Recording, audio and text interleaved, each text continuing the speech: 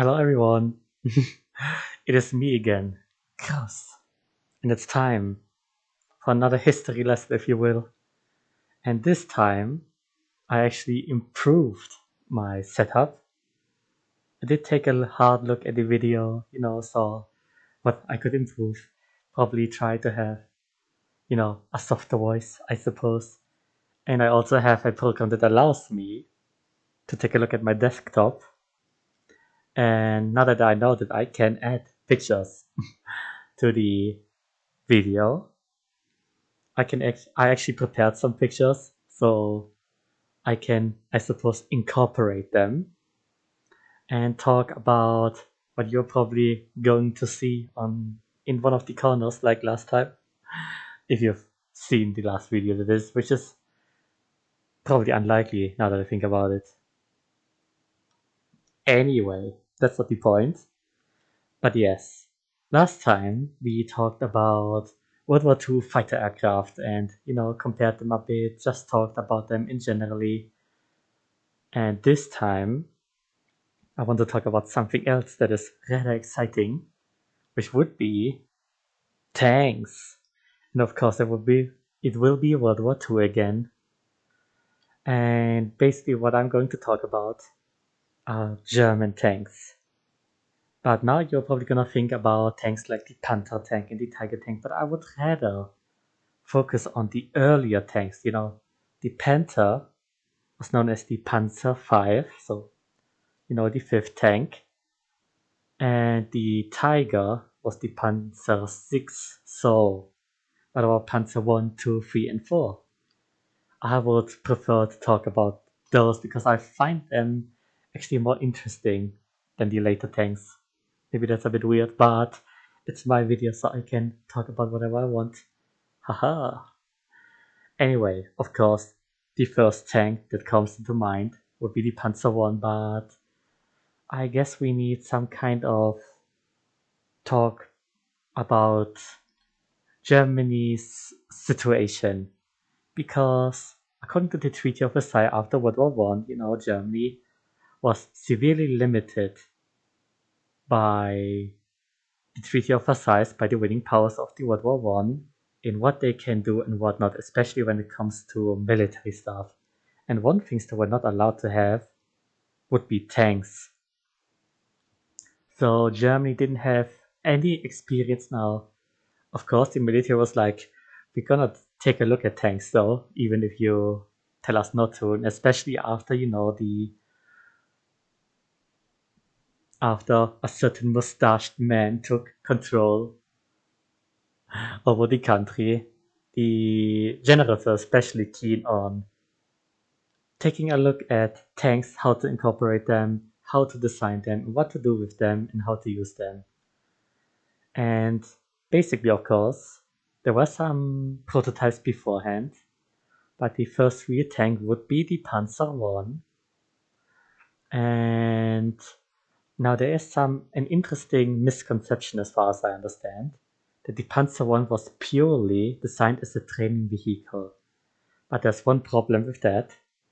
Namely, if you design a training vehicle, you don't need to use high quality materials, because if you just want to figure out how a vehicle like that behaves, and you never intend it to be used for combat, then why would you need something like high hardness steel and so on, which the Panzer 1 used?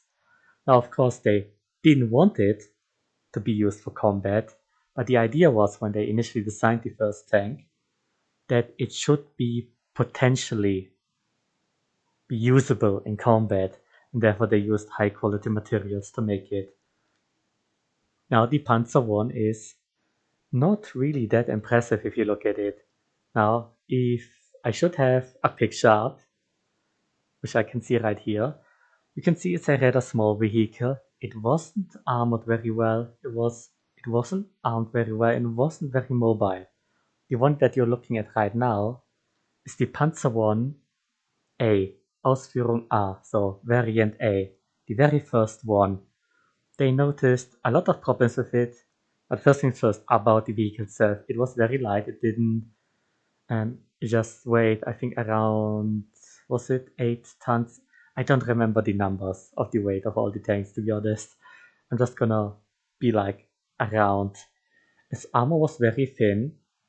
It didn't even have 15 millimeters of armor anywhere. It was basically very badly protected. It was enough against rifle caliber guns, but anything above that, this tank would not stand any chance. And its armament was two 7mm machine guns. It didn't have a cannon or anything like that.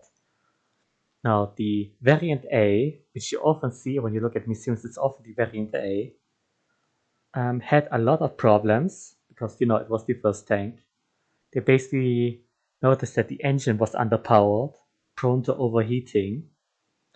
And so the first thing they did with updating this vehicle was making the variant B, which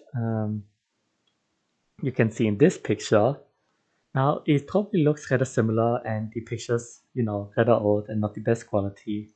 But one of the key differences is it's much longer. If you count the wheels at the bottom, you will notice that there's one more. Basically, they made the vehicle longer so it could fit in a bigger engine, which was more reliable and more powerful. And that was initially seen as the biggest shortcoming. Now, interesting enough, this vehicle saw actually action during the Spanish Civil War and even at the first stages of World War II. And interesting enough, during the Spanish Civil War, the fascist aligned Spanish received these tanks, while the Republican Spain received tanks from the USSR, which was the T-26, which was probably, I guess, armored around the same. It was a bit better armored. Mobility was also atrocious, but it was actually armed with, if I recall correctly, a 45mm cannon. Now, what does this mean? The Panzer I has 7mm machine guns and just enough protection to deal with rifle caliber ammo. The T-28 could do the same, but at the same time it had a tank that could penetrate the Panzer I easily from basically any distance as long as you could actually hit it. Basically, they noticed there were a lot of shortcomings on this vehicle, and they basically never really wanted to use it for combat purposes because, I mean, if you think about it, of course, if you compare to other tanks, it is kind of pathetic. But you need to consider how it looks like from an infantryman standpoint. For example, you are a Polish infantryman or a French infantryman, and you see one of these coming along. Now they will say like, oh, it doesn't even have 20 millimeters of armor, so it's not that problematic. I mean, you can't do anything with your rifles against it. And yes, it doesn't have a cannon, but it has two machine guns. And as a human being, you're very weak against machine guns. That is a classic difference of us humans. A classic weakness of us humans to be weak against bullets. Which is why they made tanks, I guess, and other interesting things. But yeah, when I look at it, it doesn't look very impressive, but unless it's pointing at you, that would probably be quite fearsome. But it was basically incapable of doing anything against other tanks. Even from the side of here, 7mm machine guns would simply be not enough. Now the Germans, of course, noticed that you couldn't really do anything with this vehicle in a model. It was basically obsolete when it existed. And one thing, now they tried multiple things with it. And the first thing I'm going to talk about is the so-called I really need to practice this a bit with changing the picture. What you're looking at now is the Panzer I variant C. Now, it doesn't really look impressive at all, but it looks like a completely different vehicle, doesn't it? It has these interloped road wheels, which is basically more common on latex, and this was a very late adaptation of the Panzer I. And basically, it was designed as a reconnaissance vehicle. The initial Panzer Is were not designed for the reconnaissance role. It basically had better armor, not much, but it was much more capable of defending itself against very light anti-tank weapons, but not much else. It was much more mobile. They basically improved the gears and the transmission heavily. It had wider tracks, so it had more traction, it wouldn't get stuck as easily. And weapon-wise, you actually see that there's a small barrel sticking out. Now it still had one of the 7mm machine guns from before on the, if you look at the picture on the left side, which you can barely see. And the weapon that is sticking out is actually something that was called the EW141. And the thing about the gun is, it's also a 7mm caliber weapon. But as you can see with the the longer barrel, it was quite a different gun. It was basically a machine gun version of an anti-tank rifle. Now, it's still 7mm, but its penetration capabilities was, compared to a regular 7mm, around 5 to 6 times higher. Now that means it can still only deal with very light tanks or something like an armored car, but it did quite improve the firepower of this vehicle. Now they didn't build many of them. Most Panzer ones were converted into different vehicles, which we will be taking a look shortly. But basically Germans were constantly looking for a vehicle they could use for the reconnaissance role. And this was one of the ideas, and it just saw very limited use. Now something else they did with the Panzer I was the so-called, if you look at this picture here, that is the so-called one of the conversions. They basically took the hull and put a 20mm anti-air cannon on it. It had a 20-round magazine and basically turned it into, I guess you could say, yeah, for against aircraft. That was the whole purpose of it. Of course, it was also used against infantry installations because, a 20mm can still be powerful. But its main design was basically to use it against aircraft that are flying close air support missions, so that would be easier to hit. 20mm didn't have a large range compared to other anti-aircraft cannons, but it basically just gave this vehicle some sort of new life. Now, they didn't make many of those, but of course the Germans experimented a lot with the Panzer I and what you can do with it. Another thing they did, as you can see here, is the first Panzerjäger, which means tank hunter. They basically took the chassis, removed the tower, and put a bigger gun on it. The gun that you see here is a 47mm Czech anti-tank cannon that was much more capable than the 7mm machine gun or even the 20mm cannon. Even though it was specifically designed for the anti-tank role, the 47mm was still insufficient, especially on the Eastern Front when they fought tanks like the T-34 and the KV-1. It could in theory knock out these tanks, but as you can see, it wasn't well protected. The whole top part of it and the rear was completely exposed, and the armor protection was still very weak. So it did have much better firepower, but in the end, it was inadequate. So you could see that the Panzer I chassis was just too small to do anything with it.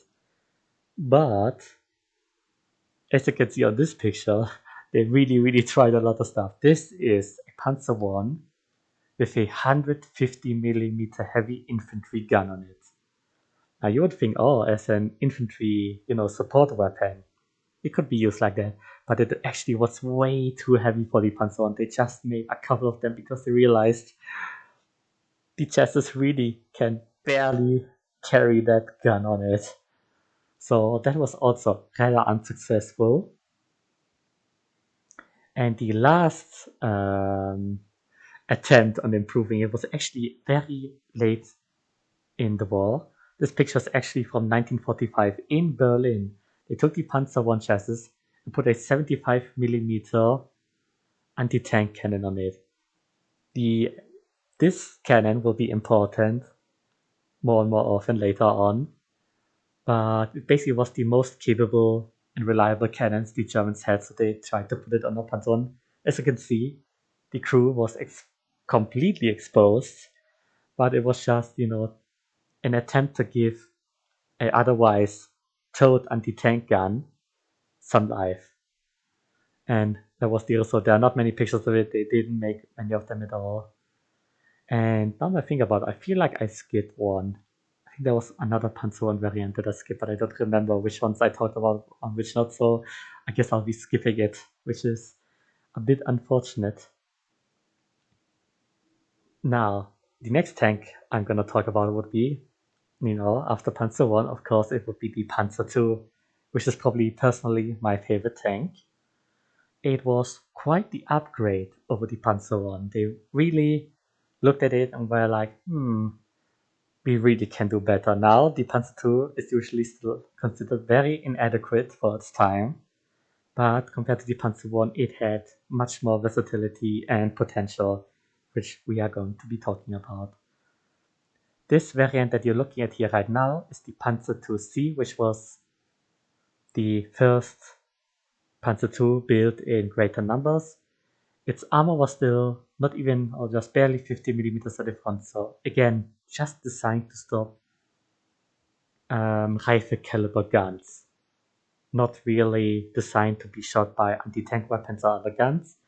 Its armament, though, was upgraded from the 7mm to a 20mm KWK, which, stands for Kampfwagenkanone, which is Combat Vehicle Cannon.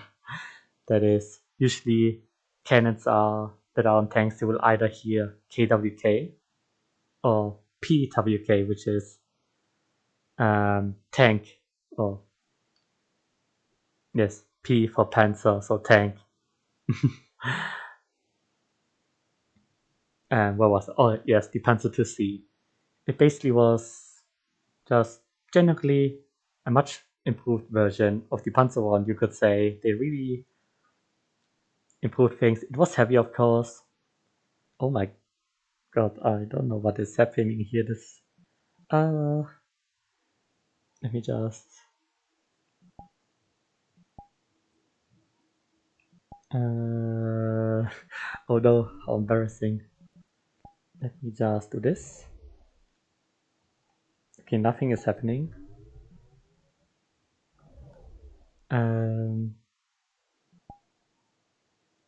For some reason, the reset option doesn't work. That is, I feel like I'm gonna cut this out.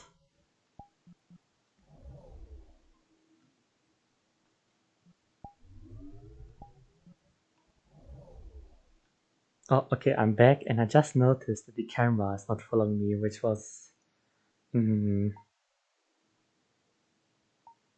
yeah, this is, at least I think this is better. My bad. Well, after technical difficulties, we got back on track. But yeah, Panzer II, this was actually designed to be used as combat. It wasn't, mainly designed as a training or vehicle. It was an experimental combat vehicle. And they made quite a lot of them in the end. I think all the variants together, I'm sure they made around 1,000 of them, so there was quite a number on them. Now, the Panzer II-C, of course, with its low armor, was rather inadequate, and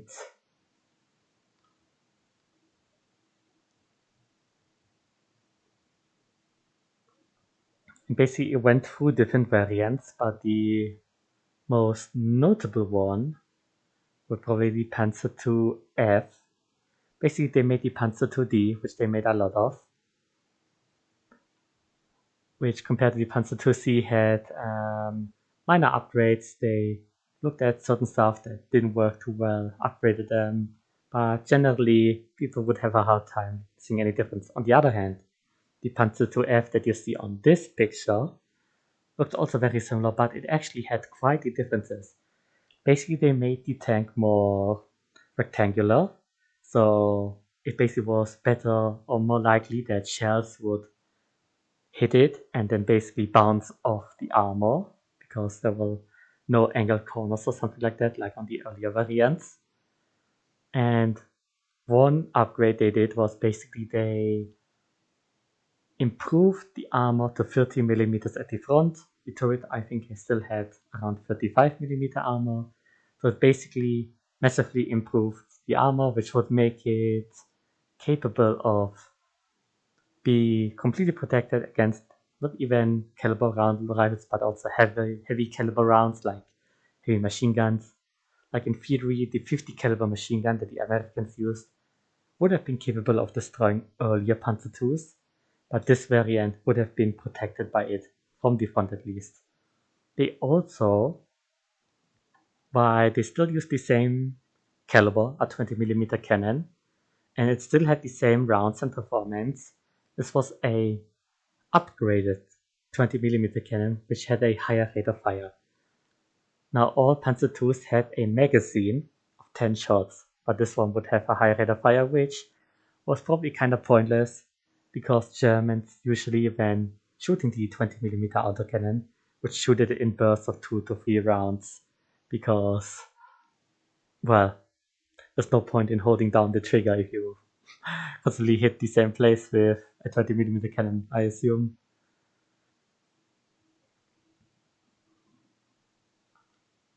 Now we're gonna be looking at the 1 second.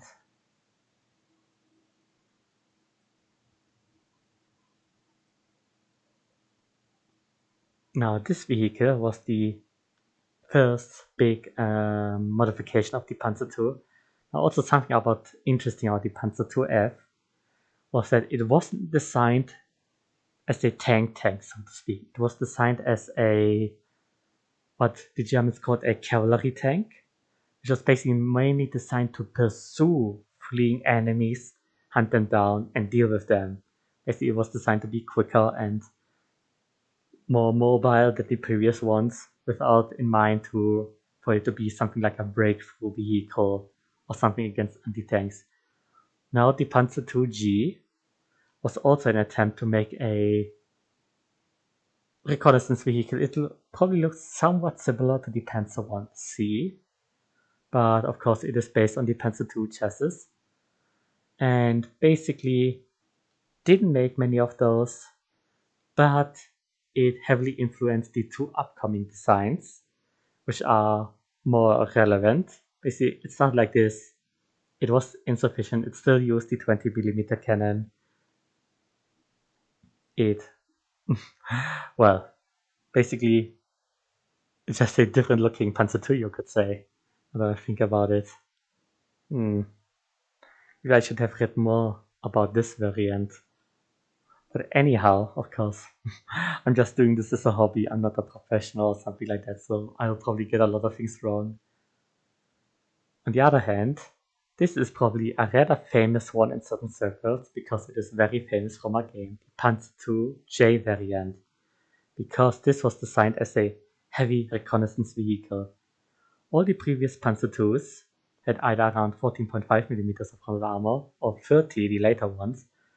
This machine that you see right here is also a reconnaissance vehicle. But the armor on the front of this tank is 80 millimeters thick, while on the side and rear it was 60 millimeters. This is comparable to heavy tanks at the time, like the Tiger tank, the very famous heavy tank, but not even closely to being impervious, at 100 millimeters of frontal armor, 80 millimeters on the side, and 80 millimeters on the rear. So this would actually be closer to a Tiger tank than a Panzer II before that. Now, of course, that meant it got much, much heavier, and the mobility was much more limited. But it would be able to, the idea was to use it basically as a reconnaissance vehicle in very dangerous areas like active combat, and you need a vehicle that maybe you'll go to rough terrain where the mobility wouldn't be relevant in the first place. And then the idea was to use this vehicle. It also was armed with a 20mm cannon and a 7mm machine gun. And yeah, it is famous from the one game, World of Tanks, because it's apparently some sort of very overpowered vehicle that people pay a lot of money for. But, oh well. What can one do? Now the variant we're gonna look now at is probably my favorite variant of my favorite tank, which is the Panzer II L, which stands for the German word Lux, or in other words, in the English language, it would be the Lynx. Now this was basically the pinnacle of the Panzer II design. You would think that it wouldn't be different if you would look at the raw stats, like how fast it was and the armament and all that. It doesn't look much better than the previous Panzer IIs, because it also only had 30mm armor at the front, 20 at the side. It was armed with a 20mm cannon, like the previous variants. But it was basically designed to be basically massively improve the tracks, the gears, the transmission. So even though it had a similar power to weight ratio, it was actually capable of being much more mobile in forwards and in reverse. It basically was a Panzer II that was designed to be highly mobile, even on very rough terrain. And I think it looks very cool. Doesn't it look cool? I think it does. But that would be the end of the Panzer IIs, I suppose. Even though I could probably talk more about them. Now, if I think about it, there's one more thing that one needs to consider about the Panzer II, because none of the Panzer IIs that we've mentioned had any real anti-tank capabilities. So something should we talk about maybe another time, because they basically made also an anti-tank variant of the Panzer II, which would remove the turret and put on top of it a 75mm anti-tank cannon. But there would be something to talk about at another time. Now, of course, the Germans were like the Panzer 1 and 2 were, nice machines, but the Germans were, of course, very aware of the fact that it would be too inadequate for the future. So basically, they designed two other tanks, which would be known as the Panzer III and the Panzer IV. The Panzer III was specifically designed for the anti-tank role, the Panzer IV for infantry support. Now, over time, the roles would finally switch, because Panzer III was a smaller, lighter vehicle and couldn't be upgraded as much. Now, you're gonna be looking at a picture of the Panzer III variant F, because that was the first mass-produced non-prototype variant. There were a lot of prototypes of the Panzer III. They were built in up to 20 of them, and they actually saw combat in France and were used extensively. But we are just going to be looking at the Panzer VF, because that's where you can see this machine that you see right here was designed for anti-tank purposes. But doesn't the gun look kinda small? It is kinda, because it is a 37mm cannon. Now, it would have been perfectly capable of destroying its own armor and all the other tanks that the Germans had. That was basically their baseline. But compared to what the French used and also the Russians later, this 37mm was completely incapable of doing the job. Which is why this variant, there were basically late and early variants, and the later one would have a 50mm L48 cannon. Or the L48, or when I say L something, it usually stands how long is the gun barrel compared to the caliber width. So if it was a 50mm L48 cannon, it would be 48 times the 5 centimeters, and that's how long the gun would be. I mean, 50mm or centimeter, it doesn't matter, it's the same thing, but to get the point, I hope. I hope you do. Whoever you are that are watching this, probably just me, and maybe you, Unicorn. I don't know, you seem to be interested in these, I'm just having fun making them. But yeah, it upgraded its gun to a 50mm because the 37mm was inadequate. But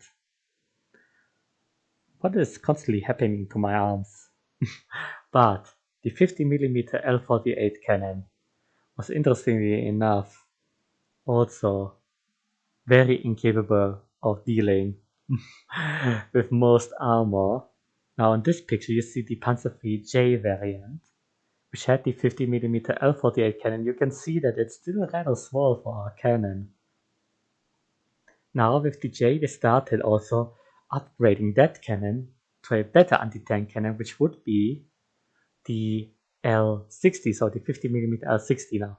A longer barrel means you usually have a longer shells and you have more time to accelerate the projectile, which results in higher velocity and higher penetration capabilities. Just so we are clear about the whole point is of a longer barrel. Now we're not going to be talking much about this variant because this is now most of the J variants that were outfitted with the long 50mm cannon actually later mostly got renamed to this one, the Ausführung L, so variant L. And now you can actually see a long barrel on this tank. And this was basically the, I guess, the highest point of anti-tank capability the Panzerfree reached. Now, this was, as I said, designed for anti-tank purposes, but it's funny how the German anti-tank cannons were constantly incapable of dealing with tanks, which, you would think that's the only thing they would be able to deal with. Now, it also had a much improved armor compared to the earlier variants. So the very first Panzerfree started out with 14.5mm of armor. They later upgraded to 30, then to 50 on the J variant. This one also had 50mm, but I'm not sure if you can see it on the picture, but they basically added a 20mm plate they bolted on top of the 50mm plate, which gave it around 70mm of armor. They did that on the turret and the hull. I don't think on this specific one they did it on the turret, but 70mm of frontal armor was actually quite capable of dealing with certain anti-tank guns. Now, not the big anti-tank guns, of course, but it was quite a capable machine. Now, they noticed, of course, especially in Russia, that this gun was basically incapable of dealing with any Soviet tank that was a threat in the first place. And I'm not talking about Soviet heavy tanks, we're talking about Soviet medium tanks. And if your anti-tank cannon cannot deal with medium tanks, then what's the whole point? Now the Germans were also, of course, aware of the fact, what's the whole point of it? Which is why the last variant of the Panzerfree to be ever used would be the Panzerfree variant N. Now you can see it has quite a different gun. It's shorter again, isn't it? Basically because this is a 75mm L24 cannon. Now what's the point of a smaller gun? Basically it wasn't designed for anti-tank purposes anymore at this point. A 75mm short barrel gun, low velocity, not much penetration capabilities, but it would be capable of firing high explosive rounds against infantry installations. This basically was an infantry support weapon. And funnily enough, that is how the Panzer IV started its career, which we will be talking later about. So basically the infantry support vehicle, the Panzer IV, would turn into more of an anti-tank machine, while the anti-tank Panzer III would end up being an infantry support vehicle. But of course, they made a lot of the Panzer III chassis, and they were like, okay, we need to do something with them. And one of the things they did was making so-called assault guns. They would be known as the Stuk, and this is the first variant that has been produced in high numbers, the Stuk 3, that is the B variant. It would have better armor compared to the initial Panzer IIIs, and in addition, as you can see, it wasn't armed with an anti-tank and it was also armed with the 75mm howitzer. This was, as I said, an assault gun, which was primarily designed for infantry support. And this machine later would also become more an anti-tank weapon than infantry support. I think it's rather ironic. Now, when they needed anti-tank weapons, they saw I talked about the 75mm cannons the Germans used, the bigger ones, how they were very capable of dealing with tanks, but the Panzer III was not capable of carrying it. But the Stuk 3, on the other hand, didn't have a turret. It was basically not as heavily loaded as the Panzer III. Therefore, they could actually fit a 75mm anti-tank cannon on it. This was the 75mm L-42 cannon, and it was capable of dealing with anything the Soviets had.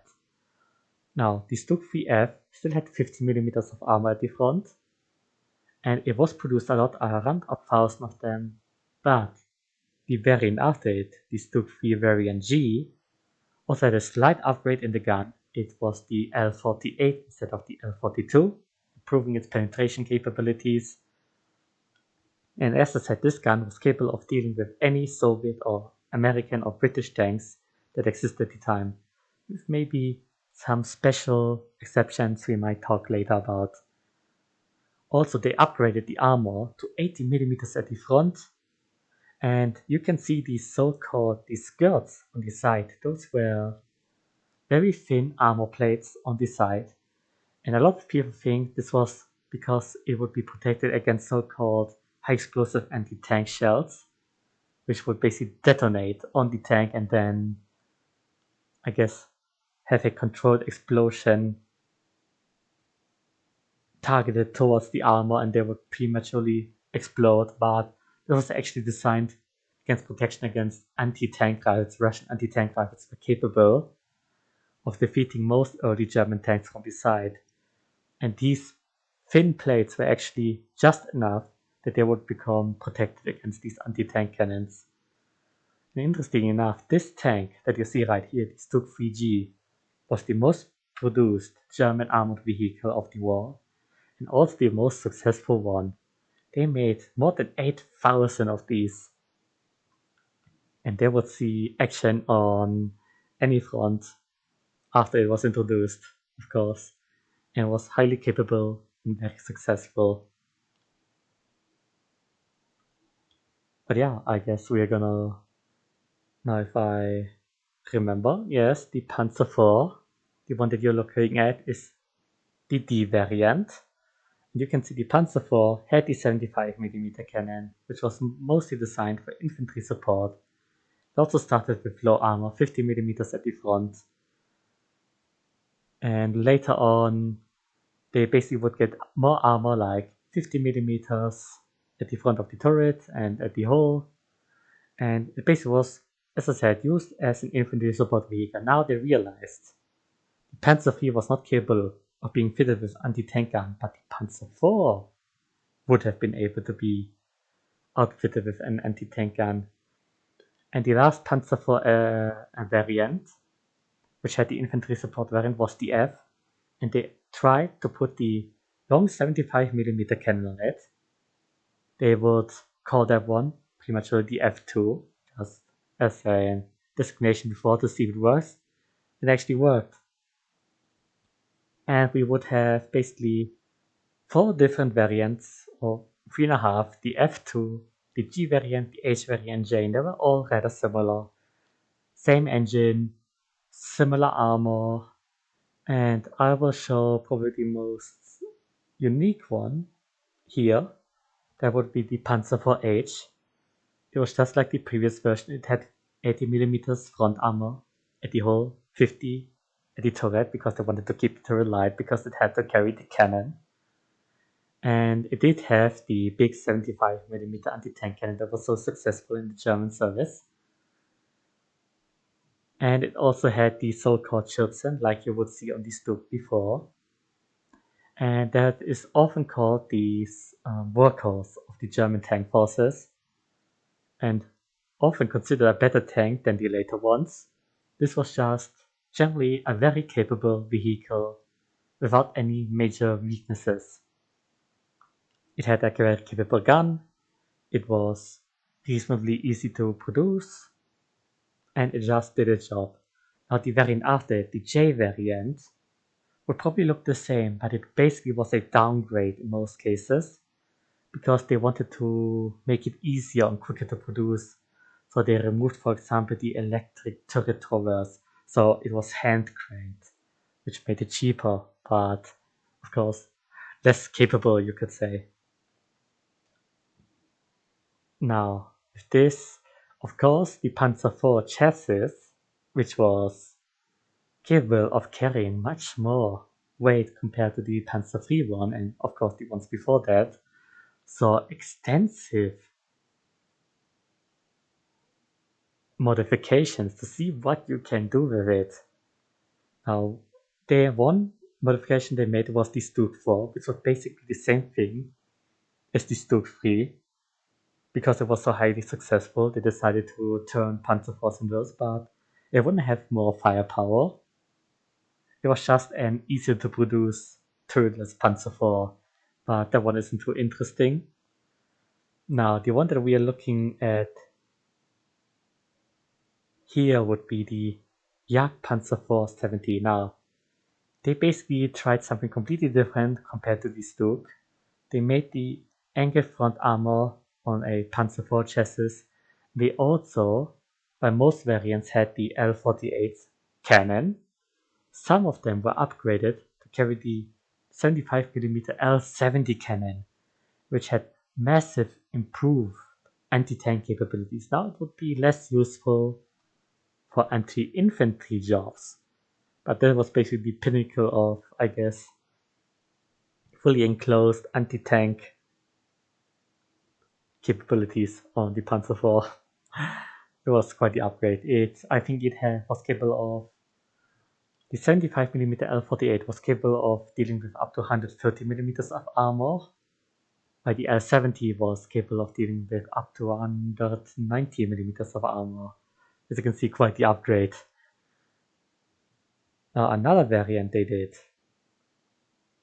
which you can see here, is the so-called Narson, the Rhinoceros. They basically tried to put an 88mm long-barreled anti-tank gun on it. And actually worked, of course. They couldn't fully enclose it. It was open-topped. It had much less armor compared to the Jagdpanzer IV, but it did have a much bigger gun. It wasn't as successful as the other variants because the 75mm was good enough to deal with basically anything the Allies had. This variant sacrificed a lot to give it better anti-tank capabilities that wasn't really required at the time. Now, of course, the Allies did upgrade the tanks and made them better, so eventually it would have become useful. But it makes me sometimes wonder what they were thinking making these machines, so to speak. Now, besides the Nashorn, they also made a self-propelled artillery gun on it, which is the Hummel, which has a 150mm howitzer, or was it 128? I can't really tell in the picture, but I think it was a 150mm howitzer, yes, 150mm. Well, it was basically an artillery gun on a tank chassis. Now, often some people might think, what's the point of having artillery guns on a tank? Because, artillery guns are not supposed to be on the front line. And actually, they actually were more reliable in a way because Russians were very keen on using close air support, and artillery guns are not protected very well. Now, while the Hummel, or Bumblebee, was not perfectly protected, it was actually capable of being much more protected against aircraft fire than, a completely exposed gun, and was actually able to withstand weaponry of close air support aircraft, and therefore being still usable after being attacked, unlike, an artillery gun would be after getting shot by 20mm cannons from an aircraft or even small bombs. Now, one other thing they did on the Panzer IV chassis was making self-propelled anti-aircraft guns. And basically there were two different gun configurations. Either, like you can see on this picture, a quad 20mm variant, which was mostly used against infantry actually, not against aircraft.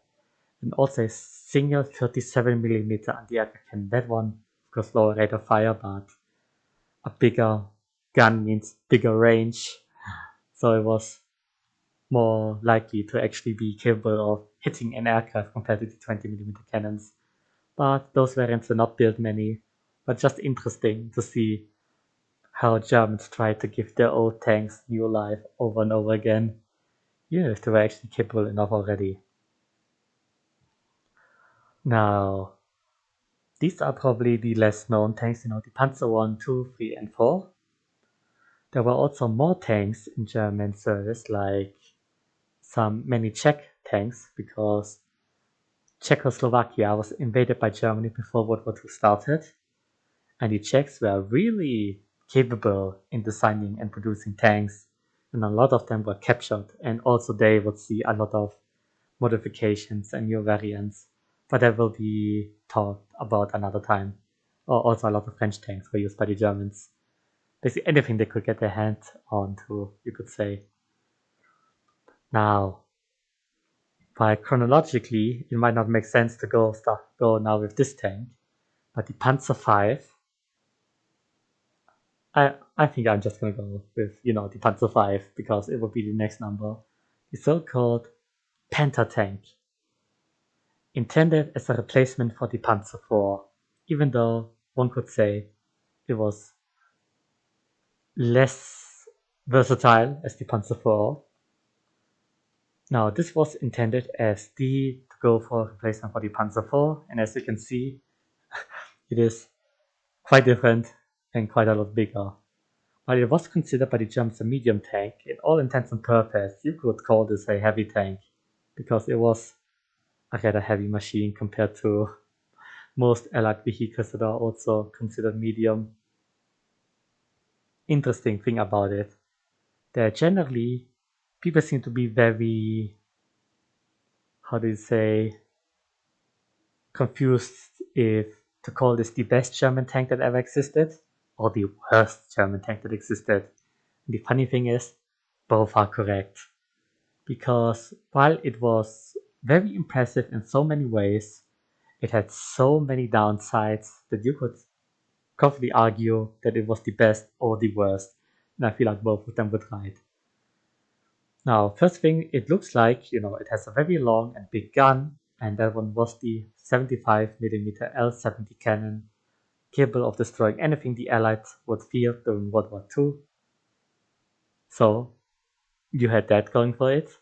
Of course, that would limit its anti-infantry capabilities, but it still had a 7mm coaxial machine gun, and therefore it would have been capable to deal with the two. But the gunner could only see through a telescope, which means if something is too close, the gunner would have a hard time seeing it, which is kind of problematic. You want to see something that is close, not just something that is far away. And it had really good frontal armor, 60mm at the front. It was angled very well and therefore capable of dealing with a lot of armor and anti-tank guns. But its side protection was very low, which is kind of confusing because if you make something like this, it looks like a breakthrough tank, and breakthrough tanks have a lot of armor all around. So you can see tanks that have usually low side armor are usually things that are designed to fight against anti-tank. So while this is a medium tank, it was more designed as an anti-tank, so like one of the previous tank destroyers, because of very good frontal armor. Now it did have a lot of faults besides the telescope. For example, you see how the turret is this half circle, and one problem they had actually was that if a tank round, an anti-tank round, would hit the lower part of the turret, it could ricochet downwards into the hole. And of course, you don't have much armor at the top part of the hole because nobody can shoot there. So it was actually, quite the problem to have that. They fixed it on a later variant. Now there was besides the Panther D, which was the first variant, the second variant was called the variant A. I don't know why they called the second one A, which was just the D variant had only a hand crank turret, so they added something like an electric motor for the turret so they could, move the turret much quicker. It had a slightly better engine, generally just slight improvement, but the only big different variant was the Panther G, the Panzer V G. And if you look at the picture, you can see that it isn't completely rounded, the turret. It actually gets flat at the bottom part. It gets thicker and flat. Therefore, the whole idea was to remove the trap shot. And in all intents and purposes, it was really the same tank. It did have slightly better side armor, if I recall correctly, but in the end, it was more or less the same tank. Now we are... Oh wait, before I forget, they actually made an anti-tank version of the Panther. So basically they removed the turret, and like with the Stook, they basically make a Stook version of the Panther, which was called the Jagdpanther, and they put a long, very long 88mm cannon on it. And again, makes me think like, what was the whole point? Because the cannon before was easily capable of doing anything you thought. You remove the turret to add another cannon on it that is bigger and more powerful. But was it really necessary? I guess you could argue about this all day, which I'm not going to be doing this time. Anyway, what you're looking at now would be the Jagdpanther. As you can see, no turret, completely angled superstructure. Basically, it was just designed as a really big anti-tank tank. And I guess it would have been rather good at that. Now, probably the most famous tank, the Panzer VI, also known as the Tiger. Basically, when the Germans used the Panzer 1 to 4 in Russia, they noticed how basically nothing was really capable of dealing reliably with something the Russians fielded. And also in North Africa, there were some British tanks that the Germans had a lot of problem dealing with. And both in Africa and on the Eastern Front, Germans had anti-aircraft installations, like anti-aircraft cannons, the Flak 88. And they've noticed, a flak cannon, an anti-air cannon, needs to have high velocity because it needs to reach such high altitudes to be able to even get to the aircraft. So it has high velocity. And soldiers on the field used these anti-aircraft cannons on enemy tanks and noticed they were really capable of dealing with them. So there was the Flak 88 cannon, and the German government went to the different tank designs were like, we need a tank that has this much armor, is this mobile, and uses this cannon. And the one they would in the end choose was the Henschel Tiger, which you can see here on this picture. Now a lot of people ironically say that this tank is over-engineered, which is true. But compared to the other Tigers that were designed, this one won because it was the most simple one. The other designers made more complicated variants, or I guess tried to be the more complicated Tiger, which maybe we can one day talk about, but not today. Anyway, this tank probably is way worse than most people think it was, because it is very infamous. Don't get me wrong, it is an excellent tank. It had 100mm frontal armor, 80 on its side, which was excellent. It was not impervious, not nearly. Even the German manual said that if you can, angle the tank, because an angled tank, that is completely flat, there's a higher chance to bounce shells, and also the relative thickness would increase of the armor, so it would be better protected. And Germans were told to do this, so they were aware this is not an unbeatable tank. On the other hand, the cannon was capable of dealing basically everything the Allied ever had. It didn't have the very long 80mm cannon that we will see later, and we saw before on the Nashorn, for example. But it was still very capable of dealing with all it fought. The only two exceptions, or I guess three exceptions, would be the late Russian IS-2 tank. It could still deal with it, but not very reliable. Then the British Churchill Mark 7. The Churchill Mark 7 had an incredible amount of frontal armor, and if it was angled, the Tiger cannon would not be able to penetrate it. And the very late American Sherman jumbo tank. But all of these tanks were not very commonly seen, and of course, You still have infantry with anti-tank weapons, aircraft, and all that. You need a tank like this needs to be able to deal with 90% of what it sees, and it basically did. Like the common Sherman variants, the common T-34 variants, this tank was capable of beating reliably. Now, of course, the Germans were crazy. So if it's, this one works, it's good enough, how can we make it even more expensive, complicated, and less reliable, but technically more powerful? That's basically what the Germans ask themselves all the time. And basically, they made the so-called Panzer VI Tiger II. Now, the Tiger II, armor-wise, firepower-wise, has an insane upgrade. While the Tiger I was capable of dealing with up to 160 millimeters of armor, the Tiger II had the long 88mm cannon, which was capable of dealing with even more than 200 millimeters of armor. But again, I always think, what was the point of having so much anti-armor capabilities?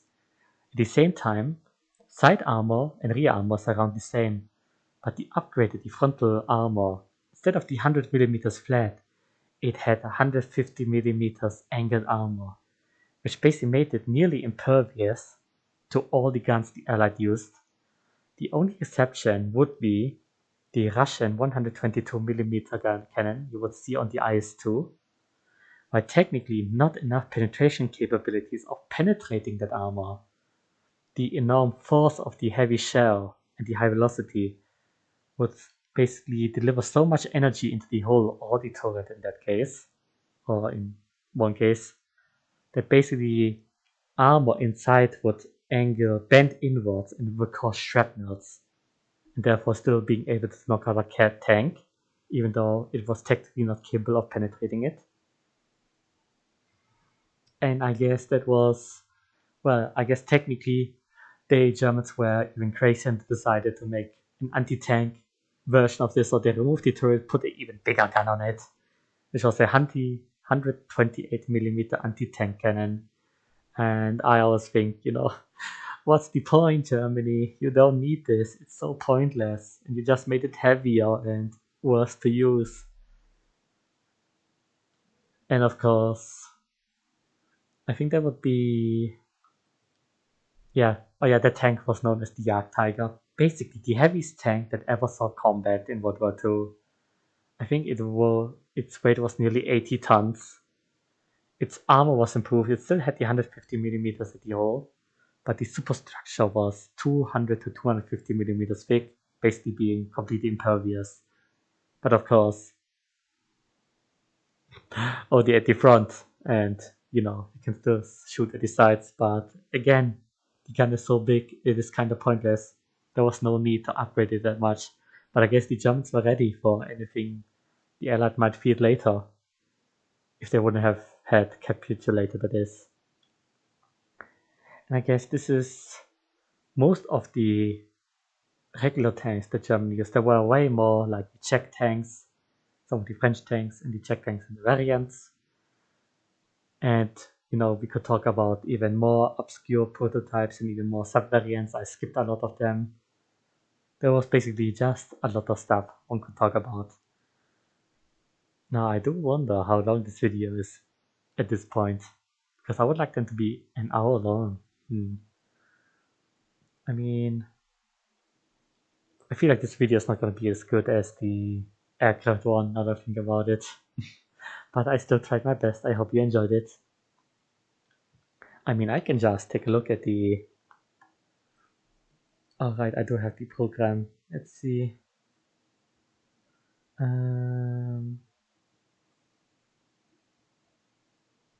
Let's see. Oh, I pressed recording again. And basically the video is 95 minutes long at this point. 1 second. I'm back. I mean, I wasn't gone for any of you that are still watching at this point. Yes, you, the one person who is still watching. Thank you for watching it. But yeah, I feel like I noticed that I made a lot of mistakes. when making my first video. I can improve it a lot, and I feel like I've mostly repeated them, but this is why I'm calling them attempts. I'm basically, I guess I'm training, still in training, but I can only get better from here on. So, well, to get to the 1 hour mark, let's talk about one more vehicle. Basically, the Germans were not done with designing new machines. And I'm not going to talk about the Panzer 8 mouse or something like that, because, I'm talking about the actually realistic replacement for basically the Germans, as you've seen, made a lot of different tanks, a lot of different sub-variants. So the idea was, how can we get rid of all of these? Can we not just make one? And the Germans were thinking of the so-called E-series, which is Entwicklung, so I guess you would translate it as development. And they basically thought of the E10, E25, E50, E75, E100. Basically, the number stands for how much weight it has. So E10 would be 10 to 25, E25 would be 25 to 50, E50 would be 50 to 75, and so on. And the most realistic one of them to ever have been built, I guess, would have been the E50, which would basically be, the idea was to have them as a replacement for the Panther tank and the Tiger tanks. It was basically a Panther and a Tiger 2 combined. The idea was you have a tank as mobile as the Panther, but with the protection and the armor and the firepower of a Tiger 2. At the same time, massively reducing production costs. Now, none of them were ever built. They were designed, they were planned, but Germany capitulated beforehand, and I guess that's how we just know them from paper. Now they are very popular in games. I'm sure some of you have heard of them. But as I said, the most realistic variant was the E50. Now, of course, with the Germans being crazy, they probably would have gone with the E75 or E100, because those would have been unnecessarily big and absolutely useless. And, you know, us Germans kinda like it unnecessarily big and useless. Wink. I'm not sure. I mean, unnecessarily big. That could have been an innuendo, but not the useless. That is, that's so, I guess. Anyway, this video is basically done. Thanks for watching. Oh, wait, camera's here. I have basically, I see myself 3 different places, which is kind of weird. I mean, not too weird, but you are right here, aren't you? Anyway, thanks for watching. I hope you enjoy it. I will make sure to improve for the upcoming videos, and maybe not talk about World War 2 now that I think about it. We can talk about so much stuff, but I just thought, you know, people love World War 2. They really love World War 2. So every time I'm talking about other things in history, it just goes somewhere. It just goes back to World War 2. I mean, it is fun, but I wish we could talk about something else next time. Maybe it won't be very interesting to you. Like, the Holy Roman Empire and how it works as an elective monarchy. What are princes? What? Anyway, thanks for watching and have a lovely day. Bye bye.